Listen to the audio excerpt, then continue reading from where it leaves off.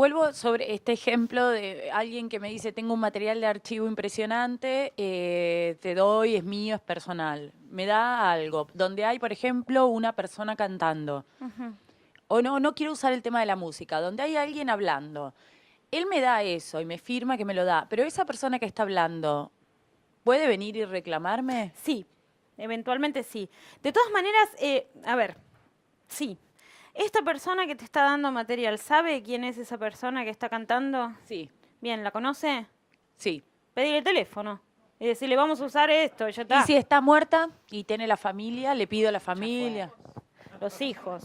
Vale. Tu mamá va a salir en un video que filmó su amigo, que me está dando su metraje. Digo, estás dentro del campo de lo seguro, ¿sí?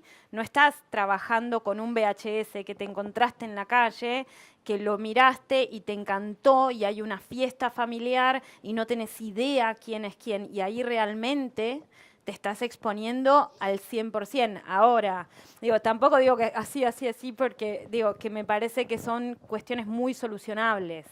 Digo, no es que lo desestimo como riesgoso, sino que son solucionables. Entonces, sí, Carlos A te da un VHS en el que aparece Susana B cantando. Carlos A la filmó y Susana B estaba re contenta de estar en ese video y no tiene ningún inconveniente. Y Susana murió, por ejemplo, y Carlos tiene relación con los hijos de Susana. Vas a decir, miren chicos, su madre va a salir en esta película. Digamos que estás en un campo de lo amigable, ¿no? El problema es cuando realmente no conoces la fuente y no conoces a las personas, ¿sí? Y ese material que te viene es, por ejemplo, una producción, em, no es una producción regulada, no es que tenés un productor o un canal de televisión al que puedas decir, al que puedas ir a preguntarle en qué condiciones se produjo esto para saber a quién tengo que pedirle las sesiones de derechos, ¿sí? Es un poco lo que pasa con las películas familiares. Y ahí tendríamos que hablar de otra categoría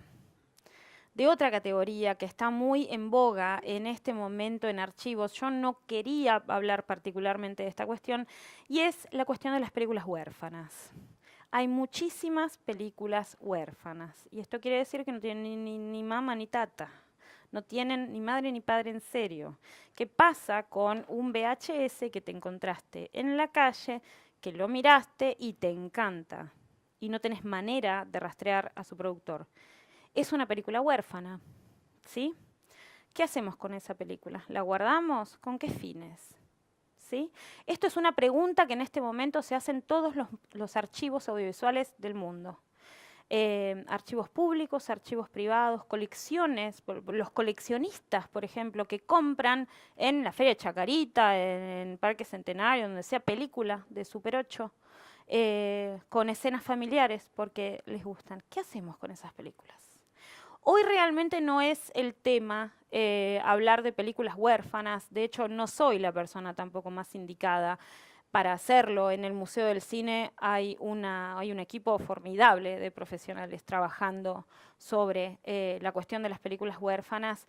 Y lo que sí puedo adelantar es que para nosotros, como productores, incorporar un orfan en un metraje puede estar buenísimo, nos puede subir la calidad estética de nuestra película muchísimo, pero vamos a estar asumiendo un riesgo, ¿sí?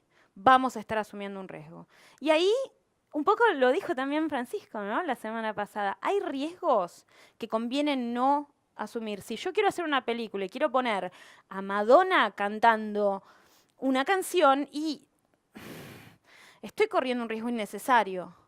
Pero si de repente me compré una película 8 en, no sé, en San Telmo y me encanta, hice un transfer y de repente, no sé, hay una fiestita de cumpleaños y se ve a la gente ahí borrosa y es una película que puedo intuir, no sé, es de 1974 y la quiero usar. ¿Corro el riesgo? Es muy menor. Queda a tu criterio. Hay riesgos que te exponen mucho y riesgos que te exponen muy poquito. Ahora, si tengo algún indicio del productor o de quienes aparecen en esas películas, mi deber moral es ir y contactarlos. ¿Alguna otra pregunta? ¿Estamos? Bueno, entonces avancemos. Esta segunda parte de la exposición pensé dedicarla a trabajar con algunos ejemplos de producciones. Vamos a ver algunos videos en los que hay metraje de archivo diverso y quiero compartir con ustedes cómo fueron los procesos, ¿no? Para satisfacer las necesidades de un director, para trabajar dentro de lo posible y bueno, cómo son estos procesos tanto productivos como creativos. En 2009 nosotros estábamos a punto de, o ya cerca de terminar el corte de Metrópolis Refundada, que es esta película que hicimos 4 personas, que son Evangelina Loguercio, Sebastián Yablón, Diego Panich y yo. Un poco por azar terminamos codirigiendo una película sobre un proceso que acompañamos, que fue el hallazgo de la copia más extensa de Metrópolis de Fritz Lang que existe hasta el momento y que de hecho ocasionó la última restauración y edición de Metrópolis. Esto sucedió en el año 2010, yo ya estaba trabajando con este tema desde 2008 y recibo un mensaje desde Oslo. Había un director que en realidad es argentino, se llama Mirko Stoppar, pero vive en Oslo, queriendo hacer una película sobre René Falconetti, la protagonista de La Pasión de Juana de Arco, película también de 1927, de Carl Dreyer. Y yo dije, qué oportuno, trabajar realmente con Metrópolis y con La Pasión de Juana de Arco, no puedo ser tan afortunada. Les quiero contar muy brevemente algunos aprendizajes. No vamos a pasar fragmentos de Metrópolis Refundada. La pueden ver los que quieran, está gratis en Cinema Argentino. Nunca pretendimos hacer ningún tipo de lucro con esa película, no recibimos ni siquiera subsidio del Inca. La hicimos porque era una historia que había que contar, porque era un documental sobre la oportunidad única de acompañar el proceso un proceso de preservación tan importante como este. Haciendo esta película me encontré con un obstáculo muy grande, que fue la idea de dominio público.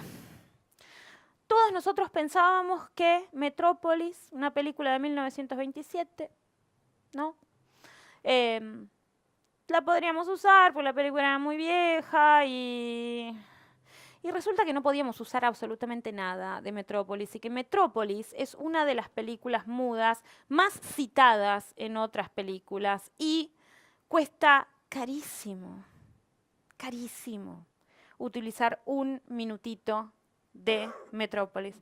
Nosotros teníamos un problema grave, grave, y era que estábamos usando imágenes de Metrópolis que no había visto absolutamente nadie. Entonces le preguntábamos a la Murnau Stiftung, la Fundación Murnau, que es quien hoy tiene los derechos no solo de Metrópolis, sino de la enorme mayoría de las películas mudas alemanas que se conservan. Y le decíamos, pero ¿por qué les tenemos que pagar a ustedes por un metraje que apareció en un museo en Argentina que ustedes ni siquiera vieron? Y bueno, resulta que sí, Metrópolis tiene un copyright y ese copyright le pertenece a la Fundación Murnau por unas cadenas de derechos que son muy rastreables. Y esto nos abrió al tema de cómo las empresas... A ver, quiero retomar esta cuestión, voy a decirlo con más propiedad. ¿Recuerdan que hace algunos años aparecieron las copias coloreadas de clásicos de Hollywood que eran en blanco y negro? ¿Por qué se colorearon? ¿Saben? Para renovar los derechos, ¿sí? Porque si por ejemplo, yo, una empresa productora, restauro una película, le estoy añadiendo una capa a esa película que me permite cerrar un copyright sobre eso. La Murnau Stiftung hace eso con todas las películas mudas que conserva y por lo tanto tiene derecho a explotar esas copias. Por eso nosotros decíamos, che, pero estamos hablando de una copia que ustedes no tocaron nunca en su vida. No pudimos vencer, no pudimos avanzar mucho en esa discusión y lo que logramos, y esto es un poco lo que quería traer como ejemplo respecto a lo que se conversó la semana pasada en cuanto a qué hacemos cuando tenemos un metraje que es excesivamente caro y que nuestra producción no puede costear de ninguna manera. Nosotros hicimos algo que fue una solución muy ventajosa para las dos partes.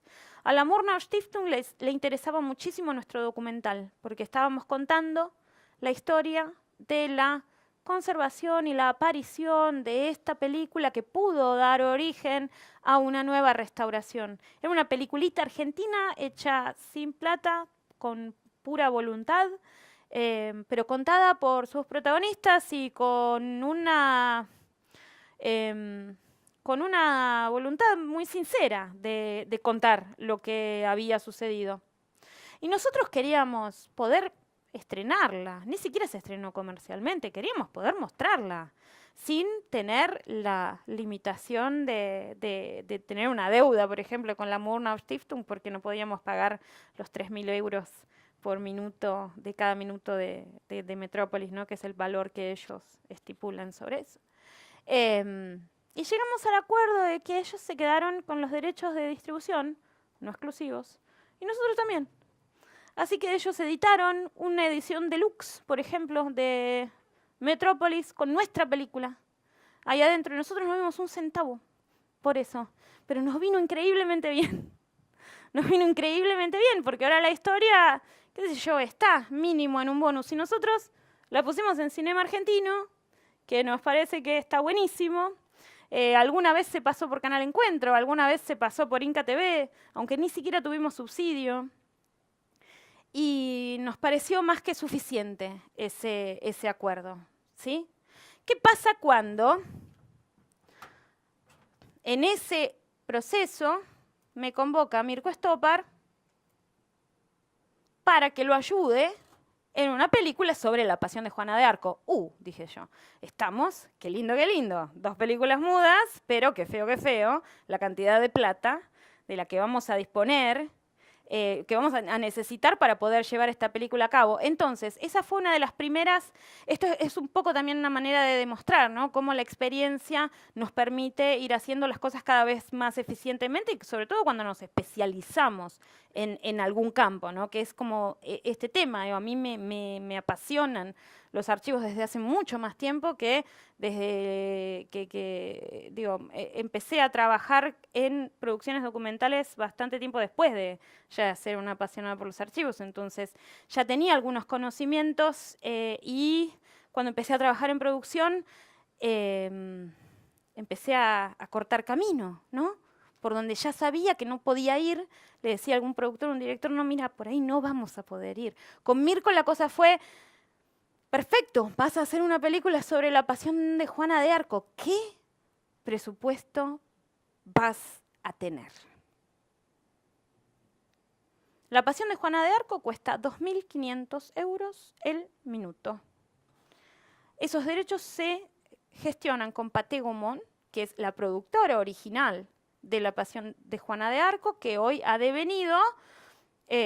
Pathé y Gaumont eran las 2 empresas productoras francesas más importantes, en algún momento se fusionan y no solo siguen produciendo en formatos no solamente cinematográficos, sino que también rentan, obtienen renta de la reedición de su catálogo. Y en ese catálogo está La pasión de Juana de Arco. Mirko, en 2009, se propone contar la historia de esta mujer. ¿Conocen la historia de René Falconetti? René Falconetti, eso. René Falconetti vivió en la Argentina. Exactamente, actuaba en la Casa del Teatro y murió de una manera espantosa en la ciudad de Buenos Aires, y es estas actrices de las que se dice que, ¿no?, que sufrió el síndrome de Sunset Boulevard, que la única película que hizo y la película que la consagró fue en el ocaso, ¿no?, el ocaso del cine mudo, y luego nunca pudo volver a trabajar en cine, enloqueció, terminó viviendo en Argentina y aquí murió muy trágicamente en 1946. Mirko se propuso hacer una película con muchas texturas de metraje. Quería filmar como falso archivo, quería filmar archivos falsos, quería filmar cosas como normales, así, actuales, reales, una referencia bien documental. Quería trabajar con la película La Pasión Juana de Arco y quería trabajar con archivo de René Falconetti, francés, y necesitábamos armar esa época, armar París, armar Buenos Aires, armar todos los viajes de Falconetti, armar esa vida de actriz, de megaestrella, ostentosa, ¿no?, del crepúsculo, del cine mudo, con metraje del Archivo General de la Nación. Vamos a ver un cachito.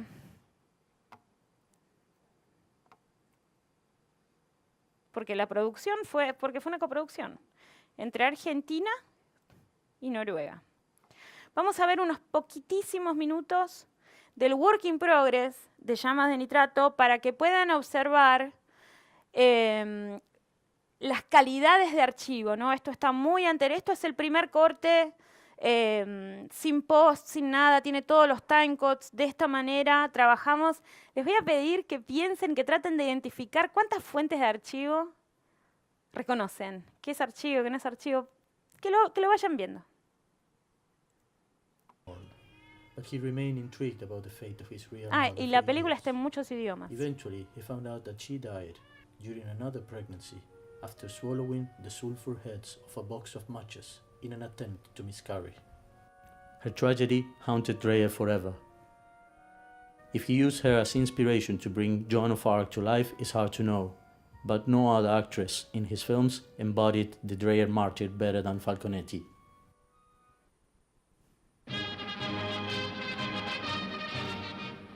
After more than a year of production and several million francs, The Passion of Joan of Arc is ready for its world premiere in Copenhagen.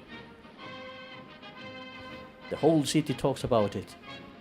People come to the Palats Theatre wearing tuxedos and long dresses, and the rumor is that even the King of Denmark himself will attend.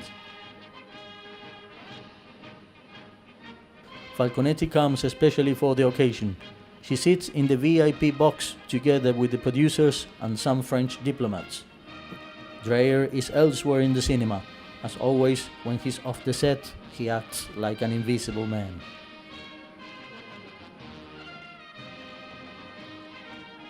The audience, which was fully gripped, cheered the film at the end with a loud applause, which Madame Falconetti acknowledged with a little improvised speech. Outside the venue, Dreyer and Falconetti joined for a few seconds at the request of a photographer. Everybody hopes to see more collaborations from these two great artists in the future. After Copenhagen, Falconetti and Dreyer never see each other again. Dreyer will complete only 5 feature films in the next 4 decades. Falconetti never makes a picture again. On a dit que c'était par... Okay.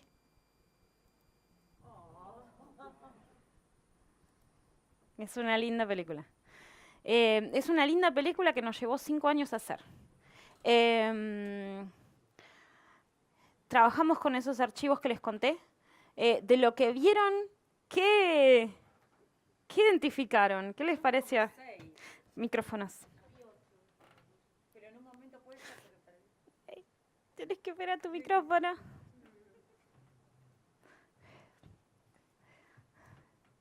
Vi como 6.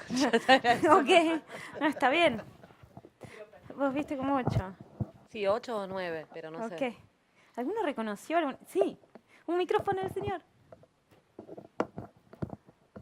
Tengo entendido de que La Pasión de Juana de Arco fue una de las primeras películas en que la que se usó película pancromática. Sí, lo fue. De ahí que la textura tan especial del rostro de él. Exactamente. Bien, para este pequeñito ejemplo... Sí, por supuesto.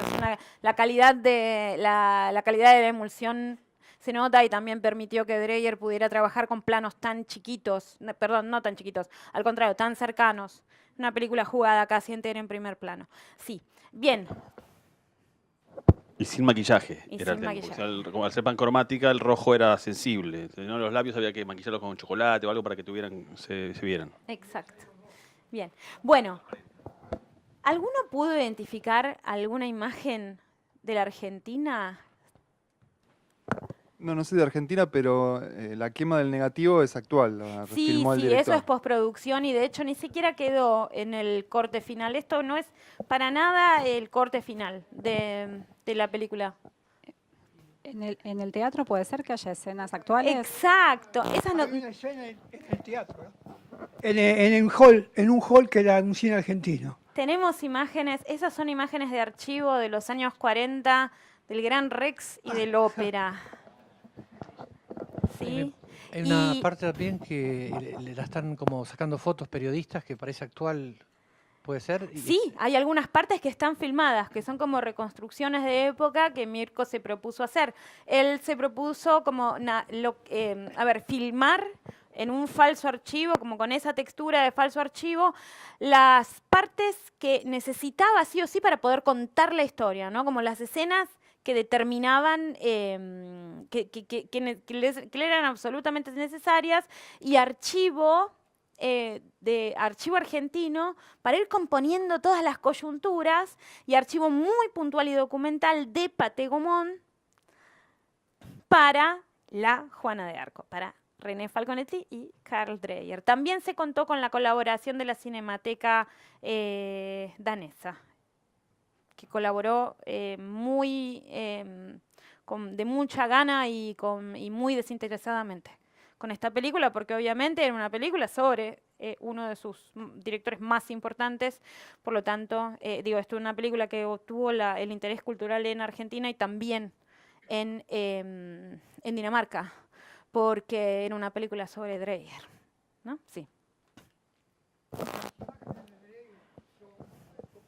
También, ¿no? Las imágenes de Dreyer son muy poco son muy vistas. poco vistas, Carl realmente, Dreyer, de sí. hecho, es un director muy poco revisitado. Sí, pero era uno de los inspiradores de Bergman, nada menos. Exactamente. Por lo que veo, has tramitado derechos o tramitaron derechos en varios lugares. ¿Cuáles Sí. te fueron más difíciles? Porque Más difíciles. en Europa, Argentina, tenés varios lugares. Bien, ¿Cuáles te costaron? definitivamente los derechos más difíciles fueron los de Francia.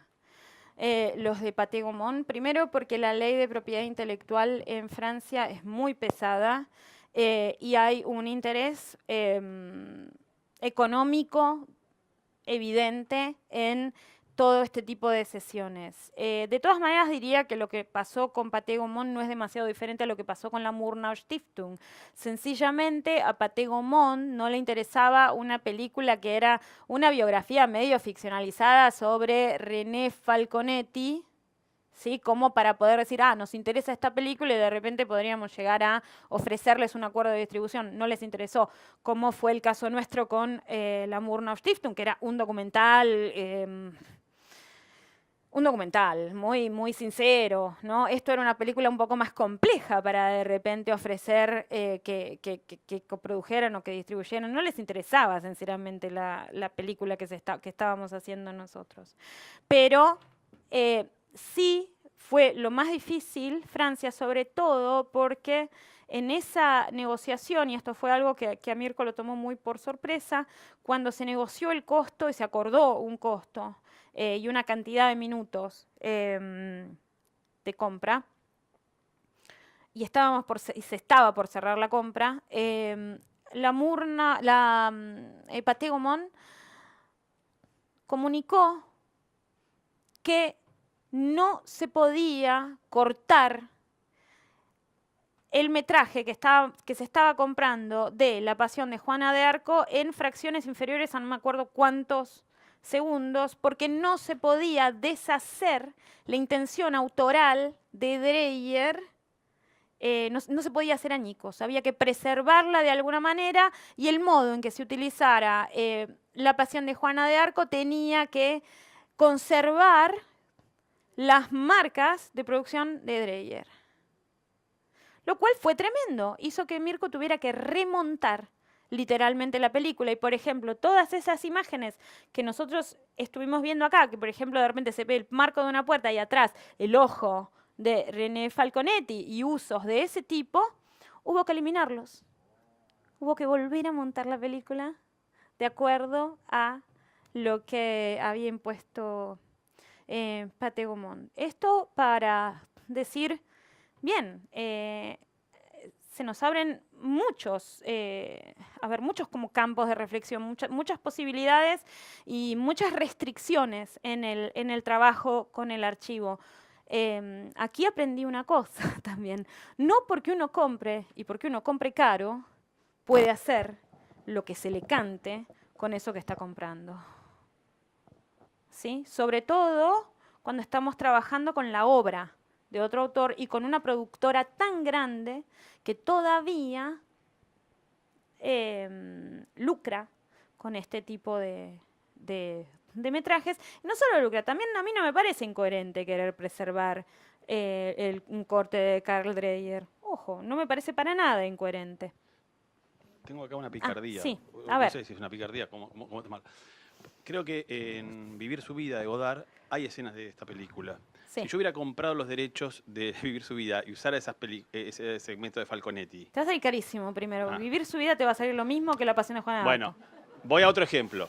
Y aparte te van a decir, te podemos vender hasta acá porque esta parte es la que... Ah, Eso no lo puedes hacer, esos trucos no se pueden hacer. Y- Es deshonesto, perdón, No, está pero, bien. perdón porque digo, hago la salvedad porque mucha gente dice, ¿y qué pasa si yo, esto me ha pasado muchísimo en producciones, yo he trabajado en muchísimas, pero muchísimas producciones de televisión, de cine, pantallas de otro tipo, museos, esto, aquello.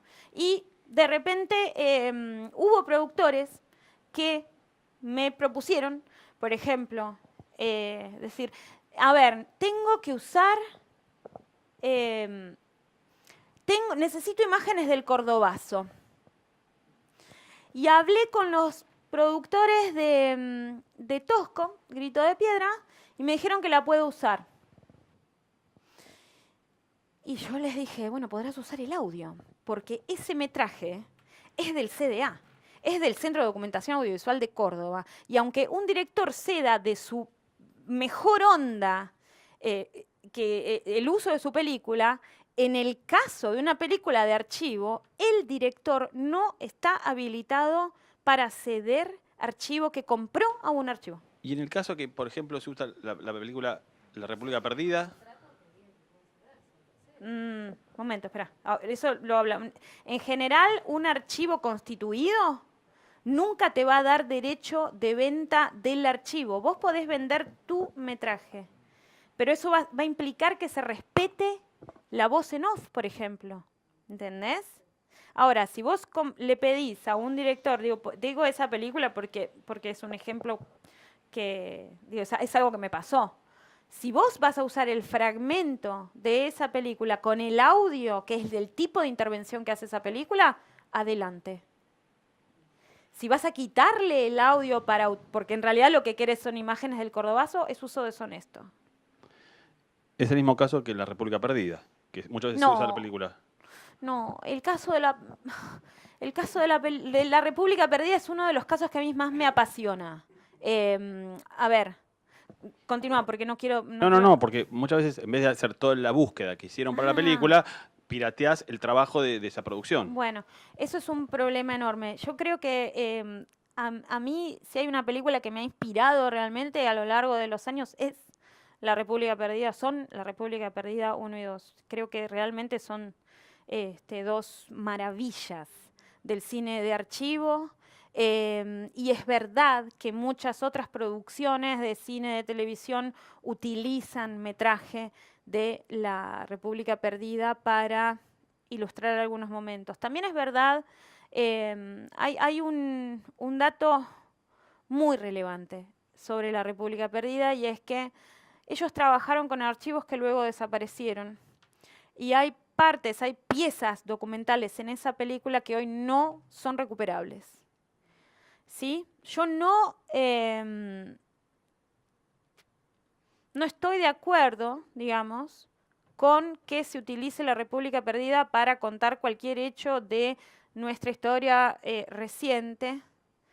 Sin embargo, ¿sí? Pidiendo los permisos correspondientes, ¿no? Digo, hay que hablar con su productor, hay que hablar con Poleri, antes de usar indiscriminadamente la República Perdida.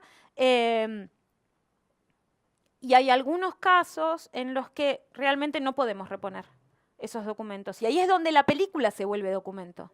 Y eso es interesantísimo. La película se vuelve documento. Y es interesantísimo. Tengo entendido de que muchas partes de los archivos que aparecen en la República Perdida estaban en el exterior. Sí. ¿Es cierto eso? Sí, es totalmente cierto. Ahí está, sí. Sobre lo de vivir su vida, me hizo acordar que acá decía, compañero, cuando nosotros hicimos en la película El Crítico en el 2012, precisaba en un determinado momento de la película, por determinadas circunstancias, un fragmento de Sin Aliento, de Godard también. Entonces hicimos toda la exploración y me acuerdo que finalmente nos hacían precio, después de mucho batallar, de $10.000 euros el minuto. Sí. Entonces, bueno, tomamos otro camino. Por supuesto. Pero hay algo de eso que me quedé sí pensando, porque fue algo que en ese momento nos demandaban y que yo nunca comprendí muy bien por qué. Y como después, como digo, fuimos por otro lado, abandoné completamente el tema, pero me acuerdo que nos pedían 10.000 euros por minuto del metraje y nos decían que además había que pagarle, arreglar con el actor. Los derechos deben... ¿Y cómo nos deja eso por ahí acá? Bueno, ¿no? eso es, sí, es un tema. A ver, primero, no me sorprenden los costos. Francia es uno de los lugares más caros del mundo para comprar archivo, y además tienen el INAH y tienen como dije antes, una ley de propiedad intelectual que resguarda absolutamente a los productores de la pieza, y esto de alguna manera termina blindando los metrajes. A mí no me gusta hablar de los materiales, a mí me gusta hablar de los metrajes. Termina blindando los metrajes y solamente limitando su uso a quien puede pagarlos o a productores franceses que pueden llegar a mediar con algún tipo de convenio, ¿no? Algún tipo de coproducción, ese tipo de cosas. Sí. La empresa que te tenía que es Pathé, yo creo, ¿no? No, yo creo que es Pathé la que te tiene que ceder Sin Aliento. Creo. Sí. La empresa que te está cediendo el metraje te está pidiendo que a la vez vos hagas un clearance de los derechos de imagen, implica que ellos no tienen un contrato sólido con el productor en el cual ya hayan hecho el clearance de derechos de imagen y de esa manera puedan cedértelo. Esto implica que ellos no lo tienen. ¿Sí? ¿Sí?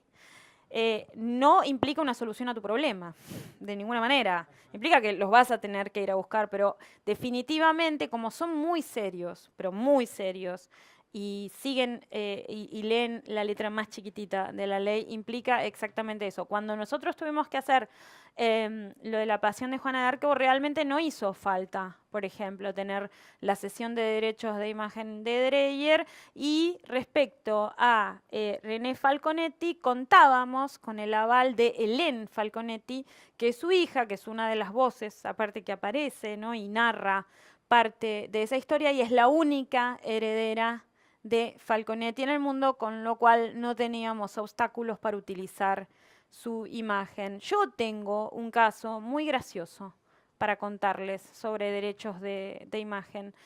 En Metrópolis Refundada, nosotros entrevistamos a un señor que se llama Luciano Berriatúa, que es uno de los restauradores de film mudo más importantes del mundo, es el especialista en Murnau. Es el hombre que restauró Fausto. Una eminencia, realmente. Lo entrevistamos en su casa en Madrid, no fuimos nosotros siquiera, le pedimos a unos amigos que estaban en Madrid, por favor, andá a hacerme una entrevista, yo la hago por Skype y vos ponés la cámara. Buenísimo, lo hicimos así, bueno, había plata.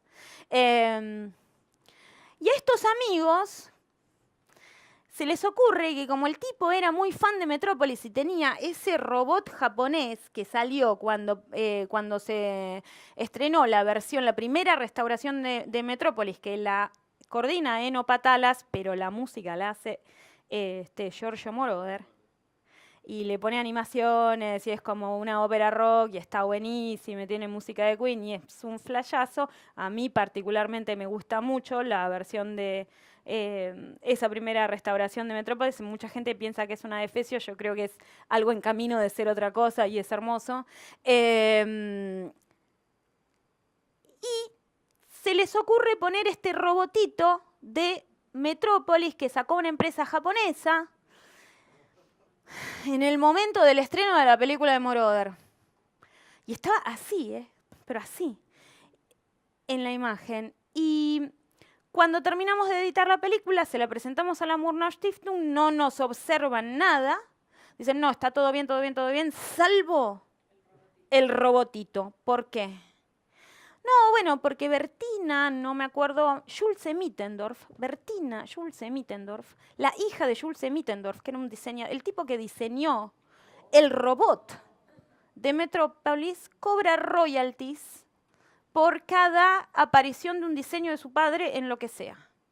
Digo, pero ¿cómo? ¿Ustedes no nos están dando el clearance de todo lo que contiene Metrópolis? Porque nunca tuvimos que pensar en el clearance de ningún autor, de ningún, actor, ni en Lang, ni no sé. No, está todo bien. No decían nada, ¿no? Está todo bien, salvo el robotito. Bueno, ¿te parece de verdad que tengo que hablar? Habla con Bertina, pero no, decía yo, habla con Bertina. Me terminan diciendo, bueno, hablo con Bertina. Y Bertina, efectivamente, me pidió dinero. ¿Por qué? Y le tuve que pagar. Algo simbólico, le dije, somos re subdesarrollados, no tenemos plata, Bertina. Pensá la relación del peso con el euro, le decíamos, bueno, qué sé yo. Pero le tuvimos que pagar porque de alguna manera Bertina encontró que como no hay ninguna ley, ¿sí? ni no hay nada firmado, no hay una cesión firmada de Schulze Mittendorf a la Murnau Stiftung, ¿sí? Por la que la Murnau Stiftung le puede decir, mira, Bertina, no podés cobrar un centavo porque todos los derechos de tu padre fueron cedidos para esta producción y vos no tenés derecho a nada. Y ella encontró que sí puede amenazar con juicios. Uy, yo esto lo estoy grabando, sí que hablo en español, no creo que Bertina hable. No creo que esto se traduzca al alemán. Pero ella encontró que de esa manera, sin siquiera llegar a un juicio, sencillamente con decir, no, los derechos son de mi padre. No, mire, señora, la verdad es que están cedidos en la película, nosotros estamos comprando un derecho completo, ¿no? Un copyright completo. No, pero... Y tuvimos que pagarle. Y esto sucede. Pero esto, si bien no se puede considerar como jurisprudencia, porque yo tampoco soy abogada, yo no puedo acceder a, qué sé yo, como récords de fallos, ¿no? O de conciliaciones sobre este tipo de cuestiones. Me entero de lo que me entero y hay cosas que se hacen públicas y se hacen conocidas, ¿no? Y uno sabe ahora que si quiere utilizar una imagen, aunque sea un still del robotito de Metrópolis, tiene que pasar por Bertina Schwarzenegger. Sí.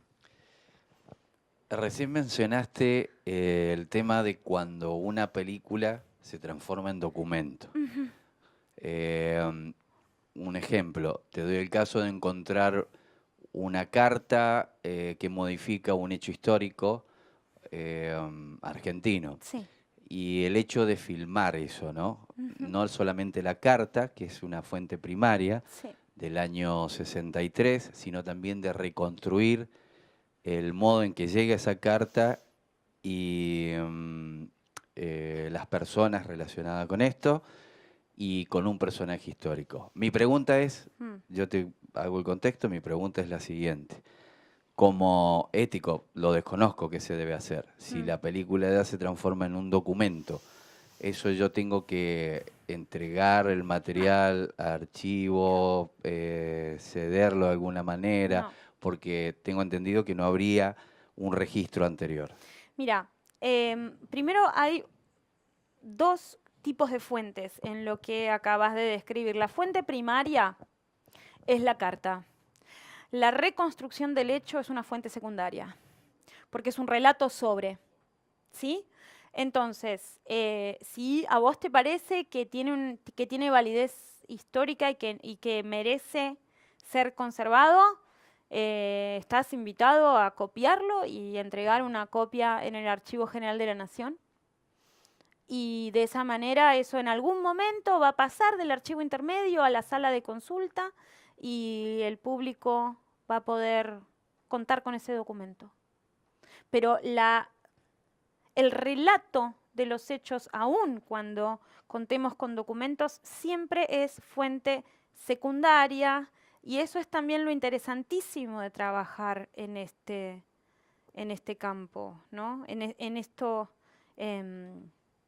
la investigación de archivos. Muchas veces una película se convierte en fuente, se convierte en documento. Y para mí el caso más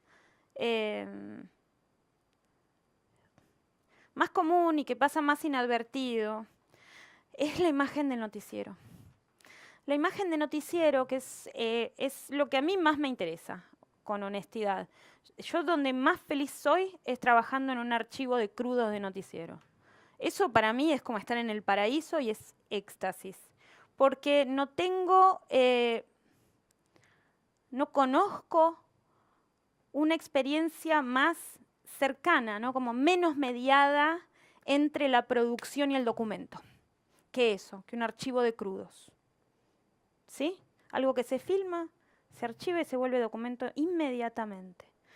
Y de repente, qué sé yo, sencillamente las escenas de calle, ¿no? Estas como imágenes de coyuntura, imágenes de, ¿cómo se dice? Estas imágenes de relleno, ¿no? Que producen los noticieros para poder montar las noticias. Es exterior, Pacífico, atardecer, día de lluvia, otoño. Porque encima están identificadas así y las usan genéricamente para componer distintos informes. Para mí eso es la materia con la que trabajo. Eso es la materia con la que a mí me interesa trabajar. Y es eso, ¿no? Producción que se vuelve documento todo el tiempo, todo el tiempo. ¿Alguna pregunta? Sí. Para terminar, John en este caso, Sí. ¿y si eso involucra a un personaje histórico muy directamente? ¿El personaje histórico está filmado? No, es la carta. Entonces no, si tuvieras al personaje histórico Bien. tendrías documento. Si tuvieras al personaje histórico filmado, es documento. Tiene su voz, la carta es documento. Es fuente primaria. ¿Estamos? Bien, en Llamas de Nitrato pasaron otra cantidad de cosas. Llamas de Nitrato trabaja con películas clásicas argentinas, con muchas películas clásicas argentinas. Mirko decidió, porque es un gran cinéfilo, que algunas escenas quería que fueran sacadas de clásicos argentinos.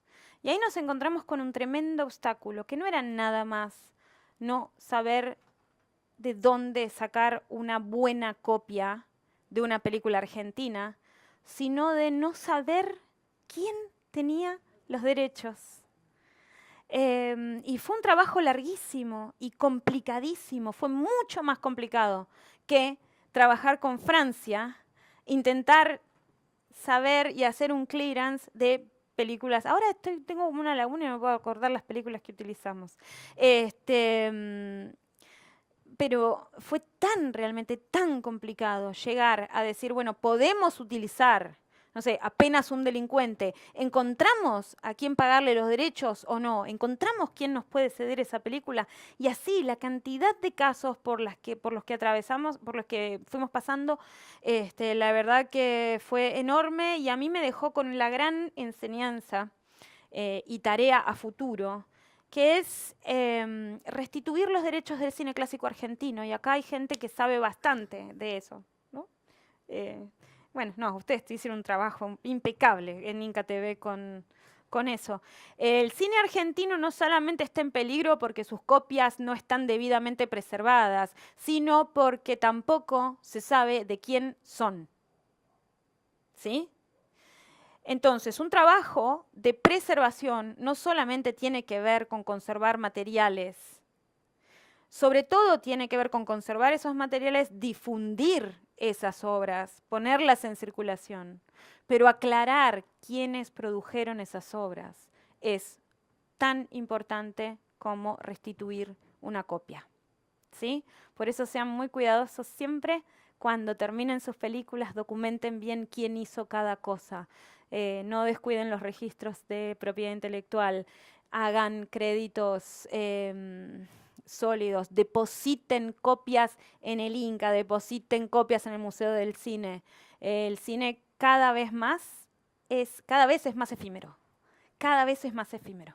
Y está en nosotros, como productores, hacer que dure un poquito más, todo lo que pueda, y colaborar con las instituciones que están trabajando en serio en este sentido. Seguimos con otro ejemplo, a menos que haya otra pregunta. Bien, voy a trabajar con un trabajo muy, muy lindo. Les voy a contar sobre... Este es un trabajo bastante complejo de producción, un nivel de producción de mucha creatividad, colaboración con archivos y reutilización de... No reutilización, sino continuidad de esos trabajos. En 2014... me convoca Martín Oesterheld, junto a Martín Grossman y la productora NOS, para hacer la investigación de archivos más rara que tuve que hacer jamás. Iban a hacer en Tecnópolis un galpón, que era un museo apócrifo del Eternauta. La idea era montar una fantasía, era pensar que la invasión había ocurrido de verdad y ese galpón era el museo. Y se llamó Huellas de una invasión.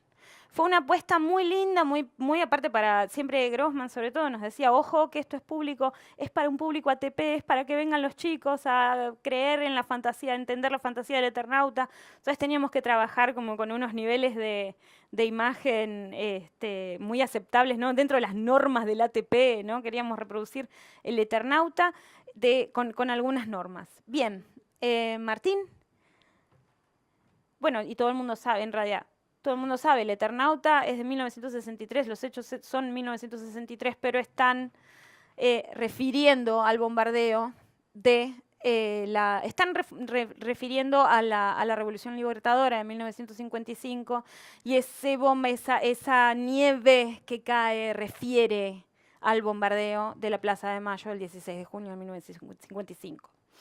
La idea fue entonces documentar Buenos Aires, documentar las partes que aparecen, ¿no? Que Oesterheld narra en el recorrido del Eternauta, las partes que muestra, documentarlas desde fotografía y desde film, para luego postproducirlas y hacerlas nevar, ¿no? Hacerlas aparecer nevadas, destruidas, con los escarabajos y los bichos y los manos. Y bueno, les voy a mostrar el video que se proyectaba en loop en esta instalación, ¿sí? Solamente el video y...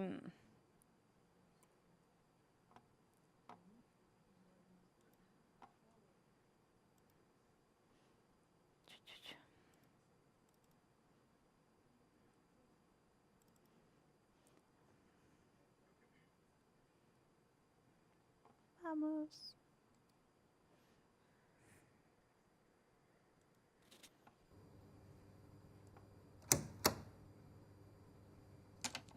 Uy, es como que se está viendo, pero no. Mi nombre es Horacio Funes. Momento. Hace 20 años que ¿Dónde trabajo en el abajo? Archivo General de la Nación. Veo, clasifico y ordeno imágenes la del S. pasado, todos los Perdonen, días. no, tengo Puedo problemas. identificar a primera vista cualquier filmación que llegue a este lugar. ¿Me ayudan? ¿Alguien me ayuda? El año pasado llegó un sobre con esta cinta. Yo nunca había visto algo así. Se fue. Sí.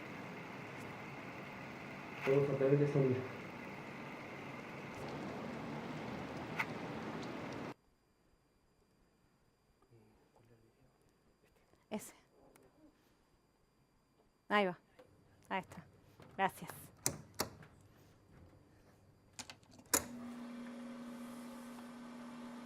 Mi nombre es Horacio Funes. Hace 20 años que trabajo en el Archivo General de la Nación. Veo, clasifico y ordeno imágenes del pasado, todos los días. Puedo identificar a primera vista cualquier filmación que llegue a este lugar. El año pasado llegó un sobre con esta cinta. Yo nunca había visto algo así.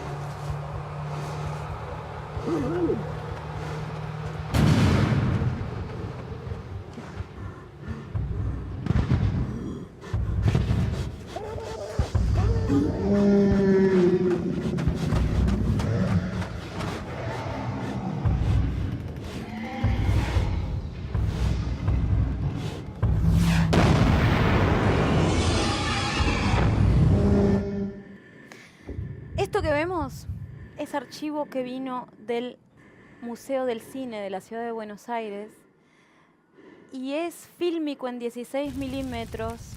Eso no, anterior. Fílmico en 16 milímetros de la época de los atentados de los 70. Eso es lo que filmaba la televisión y no salía en televisión porque se trabaja con el archivo de Canal 9 que está en el Museo del Cine, que es un archivo de descartes. Todo el material que está a la consulta es material que nunca se emitió porque es lo que quedó fuera de las tortas de emisión.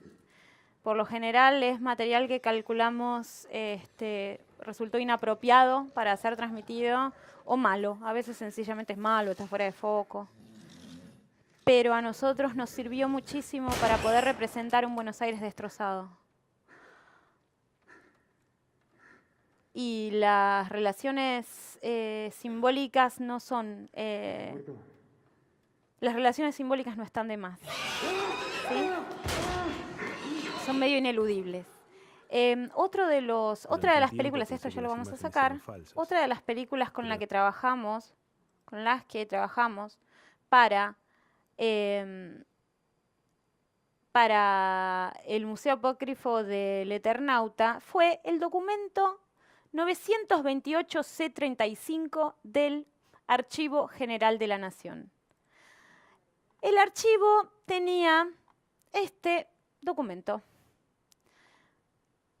que es uno de los registros que a mí más me interesa del bombardeo del 16 de junio. Van a ver por qué, espero. A ver si lo logramos ver bien.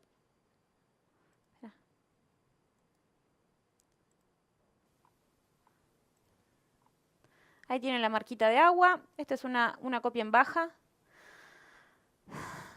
Ahí dice LR3, Radio Belgrano TV presenta. LR3 era el primer Canal 7. Sí, esto es 1955. Y no sabemos bien quién. Aquí aparecen nombres, no aparecen créditos, pero realmente esto está filmado por Carlos Martín y Ángel Martínez. Sin embargo, no hay como registro de esto en Canal 7 o en lo que quedó, ¿no?, de la época de Fílmico en Canal 7, sino que esta copia aparece en el Archivo General de la Nación. Pueden ver la ventana, se trata de un transfer, no lo podemos abrir demasiado, pero ven que en el medio tiene como unos colores, ¿sí? Cuando un blanco y negro tiene algún tipo de magenta, de verde, o eso nos da la pauta de que es un fílmico que se transfirió en magnético, ¿sí? Y otra de las pautas es que tiene raya. Es un material que se descompone muy fácilmente en raya. Cuando con el equipo del Eternauta vimos esta película, dijimos, esto lo tenemos que usar, ¿no?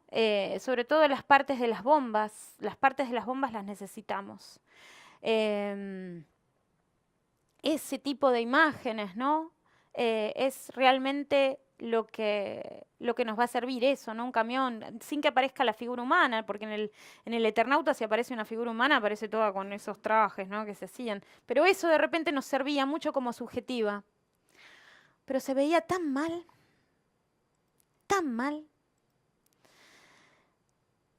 ¿qué pensamos? ¿Qué podemos hacer? ¿Se podrá hacer una copia en HD? ¿Se podrá hacer un nuevo transfer de este documento? Y sí, pero cuesta dinero. Pero tenemos dinero. Y sí. Y la verdad es que valía la pena recuperar esta película, no solo para nuestra película, sino que estaba bueno que hubiera una copia mejor de este documento. Que es una película en 35, que ya está durita, que sus perforaciones se están achicando, que con el paso del tiempo va a ser cada vez más difícil hacer una buena digitalización. Idealmente tendríamos que haber hecho un internegativo, ¿no? Pero bueno, tampoco tuvimos dinero para tanto, pero por lo menos cada vez que se hace el transfer de un film, la película se airea, se mueve, se despega, se le arreglan sus empalmes, le pasa el aire, se le cambia el núcleo. Y con el presupuesto que teníamos para trabajar para el archivo del Museo de Huellas de una Invasión de Tecnópolis, logramos hacer esto. Pedir todos los permisos en el AGN, cotizar una digitalización con el mejor laboratorio. Los mejores laboratorios para hacer eso son Cinecolor y Cherry Revolution Post, porque tienen escáneres de gran calidad, y logramos esta copia.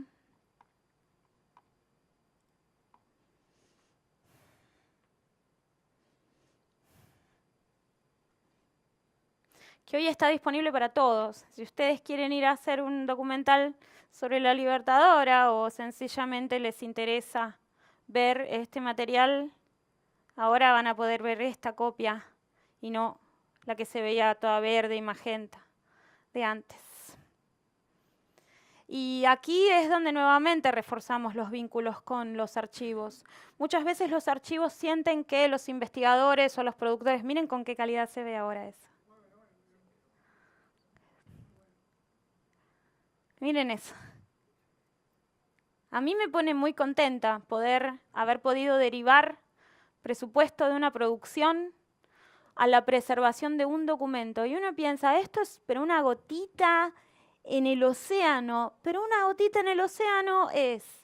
Y esto es algo que todos los que se proponen y todos los que nos proponemos hacer cine con películas de archivo podemos hacer, podemos colaborar desde nuestros presupuestos y desde nuestras intenciones a la preservación audiovisual. Y a mí particularmente como investigadora en archivos, viniendo de donde vengo, este es mi primer interés. Preservar es cuidar, conservar una copia, es cuidarla para la posteridad, es difundirla, es que todos hoy y todo el mundo que va a la AGN pueda ver el registro de lo que sucedió así. Y creo que a todos los que trabajamos en esa producción esto nos pone muy felices. Te hago una pregunta, ¿puede ser que hay como un iris en toda la película, que había como una especie de círculo? ¿O no, era... eso es la ventana, eso es seguramente la ventana de la cámara que estaba un poquito sucia, un poquito suelta, que la pretina no estaba bien pegadita.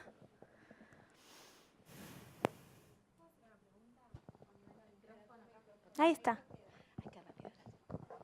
Comentabas recién de este tipo de instalación y la solicitud de los permisos, ¿no? Me preguntaba porque cambia el tipo de expectación, ¿no? Claro. No es algo que estamos exhibiendo con una modalidad comercial.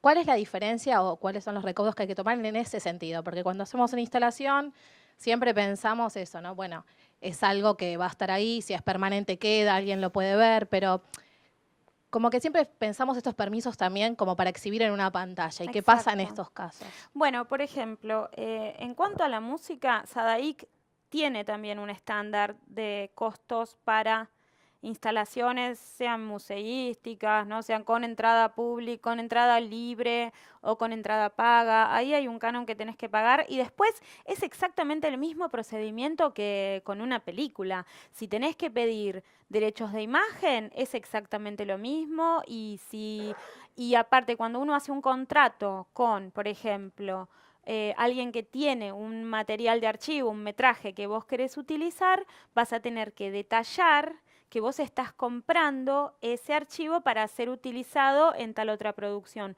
Uno nunca hace una compra de archivo porque sí. En los contratos uno siempre pones, queda muy claro, le estoy comprando yo, fulano, le estoy comprando a sultano, tal metraje para ser utilizado en tal obra. Y hacemos exactamente el mismo procedimiento con una película que con una instalación. Exactamente el mismo. Cuando trabajas con un archivo como el Archivo General de la Nación, el Museo del Cine, va a ser muy sencillo. No hace falta siquiera AGN que vos le tengas que, no va a haber diferencia en la sesión que ellos hagan. Cuando trabajás con un privado, bueno, eventualmente, no sé, te van a decir alguna otra cosa, pero... Y si es con entrada libre, si es con entrada paga. Sí. Si es, por ejemplo, un evento multiperformático privado, pero que sabes que va a haber gente filmando, que eso se puede difundir, que se va a subir, y porque bueno, a veces la el misma evento es cadena, cerrado, pero... el clearance es exactamente la misma cadena de derechos. Hay muchos artistas en este momento enfrentándose con este problema, ¿no? El arte contemporáneo gusta mucho de reutilizar y de resignificar metrajes y obras. Y hay casos en los que tienen graves problemas, porque de repente están utilizando, qué sé yo, un cantante pop, una canción, un cacho de una película, y les caen inspectores por ejemplo, sobre todo pasa con la música, ¿no? Que es el campo más custodiado. Y caen inspectores de repente en una galería de arte porque estás utilizando un video de Madonna bajando la escalera vestida de rosa. Y son problemas, aunque vos no estés generando dinero con una videoinstalación, ¿no? Conviene siempre pedir. Lo que dijo Francisco la otra vez, si a vos te da sospecha, anda y pregunta. Bueno, pero ese es el tema con los tiempos de producción. Ahí es donde yo digo analizar analizar las posibilidades y las restricciones. Si los tiempos de producción son tremendos, la idea original eventualmente tiene que sufrir. A veces. Ese es el tema. A veces uno tiene que poner la balanza. ¿La idea original o el nivel de riesgo que asumo? ¿Qué pesa más?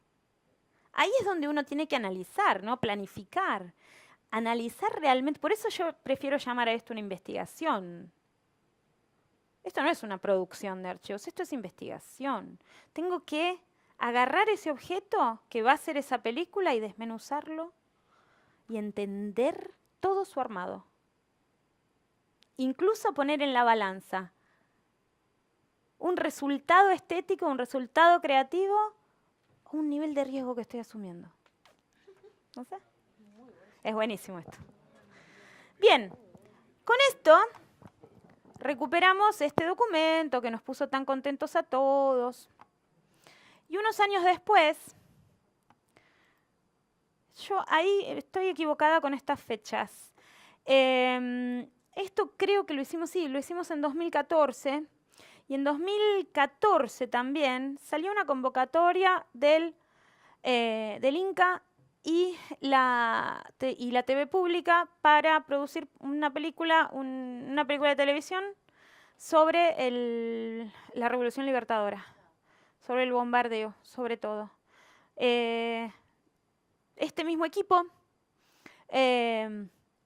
presentó un guión que resultó ganador del concurso, y desde la productora, esta producción de archivos, la investigación de archivos, la hice junto a Andrés Levinson, que es otro gran investigador.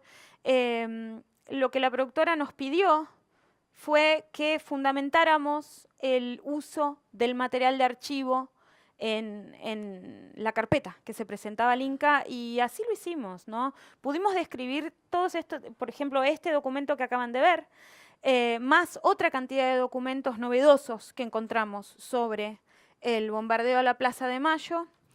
Y nuevamente, ¿no? Fue muy grato no solo encontrarnos con el mismo equipo y poder profundizar ese trabajo, ¿no? Sobre todo esa investigación histórica y visual, ¿no? Esta investigación documental, tener la oportunidad de, si habíamos utilizado todo este metraje sobre el bombardeo a la Plaza de Mayo de una manera metafórica, hablando en términos del Eternauta, poder hablar en serio de lo que habíamos documentado, porque nos había movilizado muchísimo y habíamos accedido a unas fuentes insólitas. Y ahí sí que hicimos una investigación muy profunda en documentos en archivos militares, en archivos de justicia. Ahí se hizo realmente una investigación mucho más allá de la imagen. Y les voy a pasar esta película todavía no se estrenó. La dirigieron Martino Esterheld y Francisco Alcaro. Y aquí les quiero mostrar un poquitito .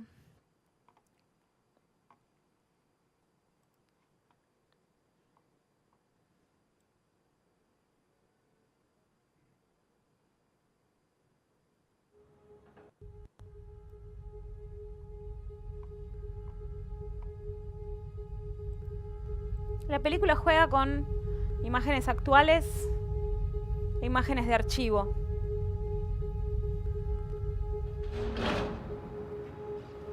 Testigos.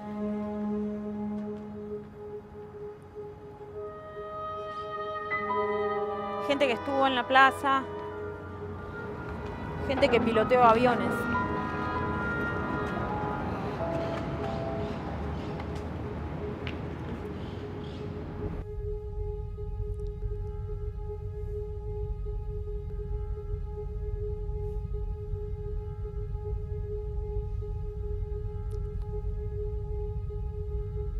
Y es una película que mínimo me aventuro a decir que tiene un 60% de imágenes de archivo contra un 40% de imagen producida.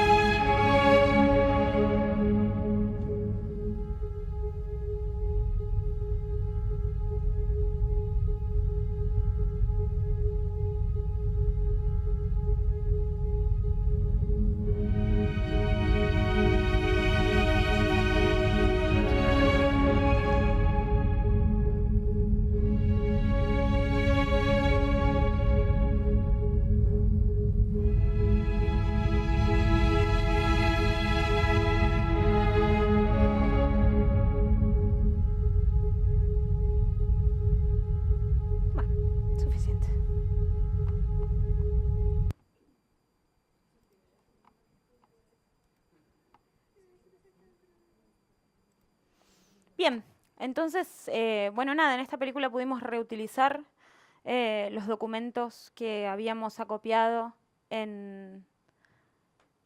para hacer Huellas de una invasión, lo cual nos dio muchísimo tiempo también, en el poquito tiempo que teníamos para terminar la investigación de esta película. Todo eso ya lo habíamos hecho, ya lo teníamos, todas las fotos y todo el metraje que existía sobre el bombardeo, ya lo teníamos.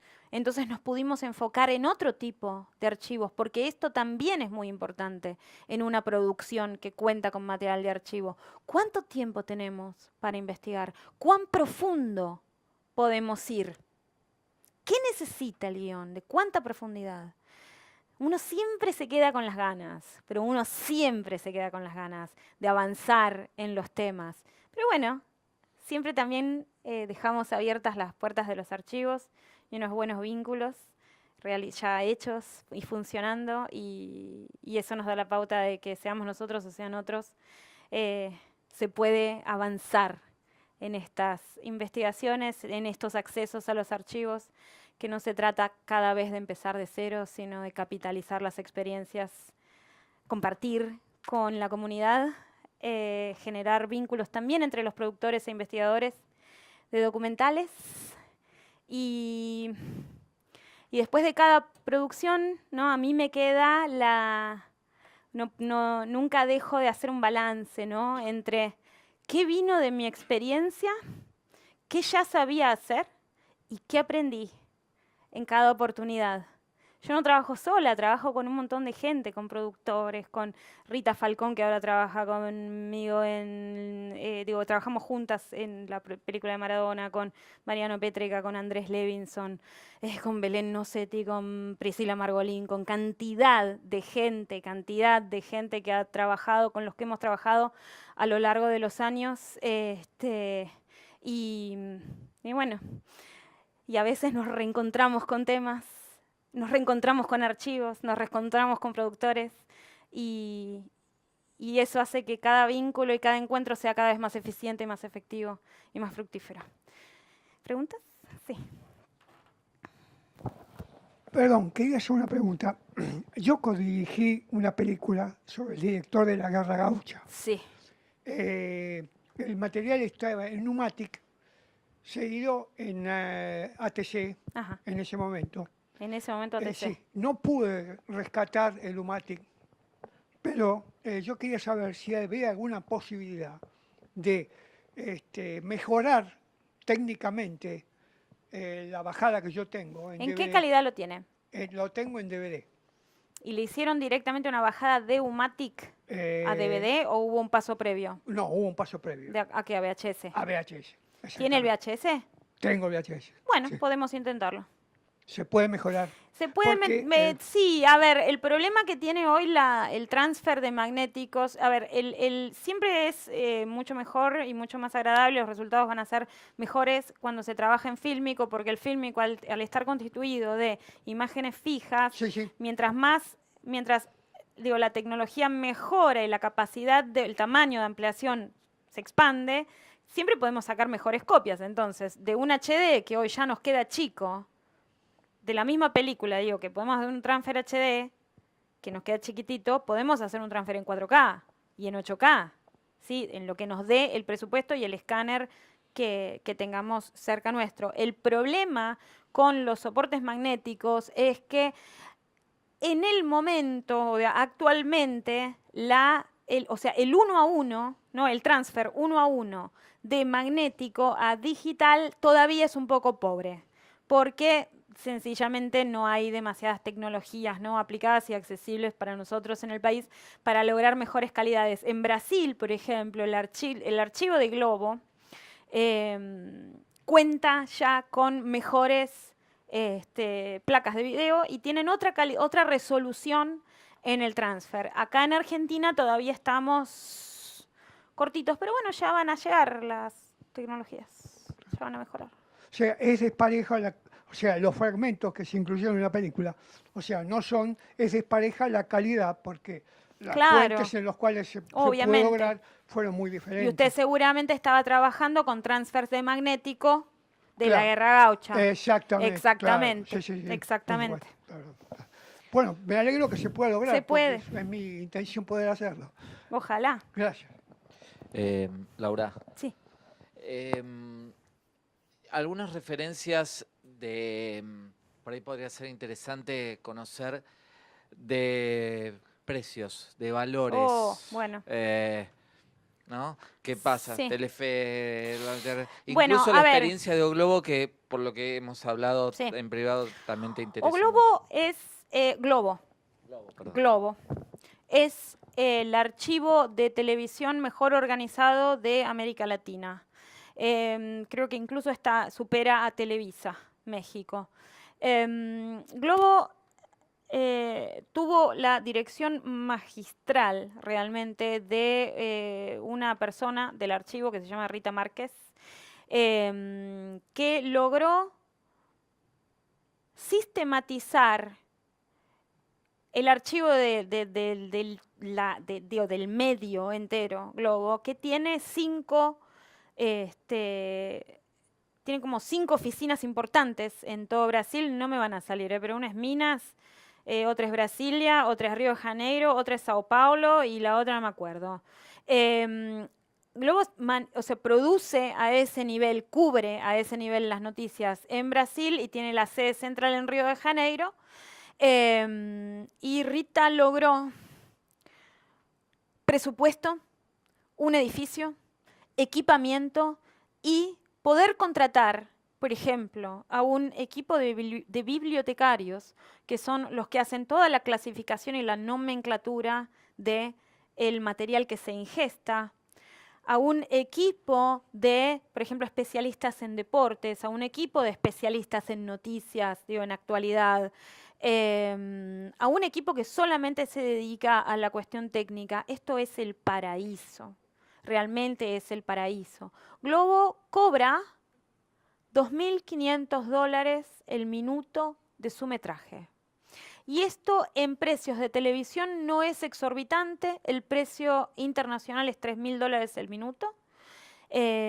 Y según la producción en la que estemos trabajando y según el presupuesto que contemos y nuestra capacidad de negociación, podemos llegar a bajar un poquito estas cifras.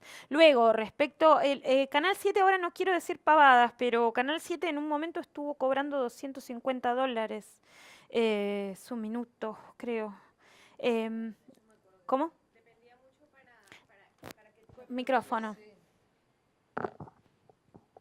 En Canal 7 depende mucho para qué tipo de producción, si es nacional, si es internacional, y ahí te Exacto. varían un poco lo que es ese valor. Exacto. Bien. En Canal 7, por ejemplo, no hay mucho margen de negociación, sobre todo porque es un canal estatal, entonces no es que nos sentamos a charlar con alguien que dice, me gustaría también distribuir tu película o comprarte tantas pasadas, que son cosas que pueden llegar a bajar el precio de una colaboración de archivo.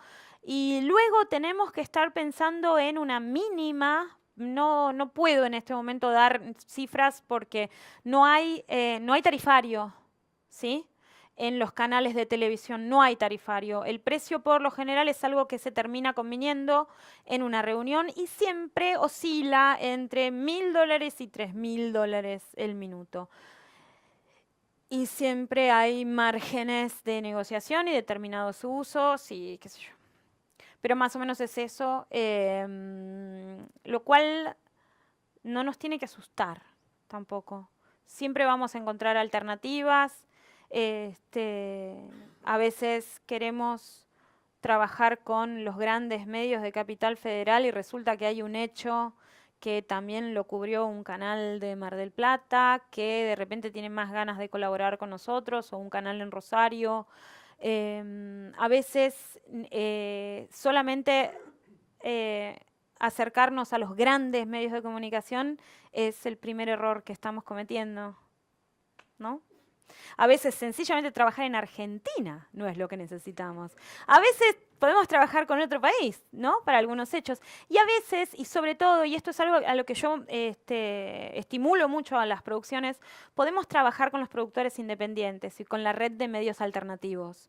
Hay red de medios alternativos de comunicación en Argentina. Existe desde hace muchísimos años. ¿sí? Y podemos contar con ellos, podemos consultarlos. ¿Alguna otra pregunta? Bueno, les agradezco muchísimo haber participado de esta... Gracias. Bueno, muchas gracias a todos.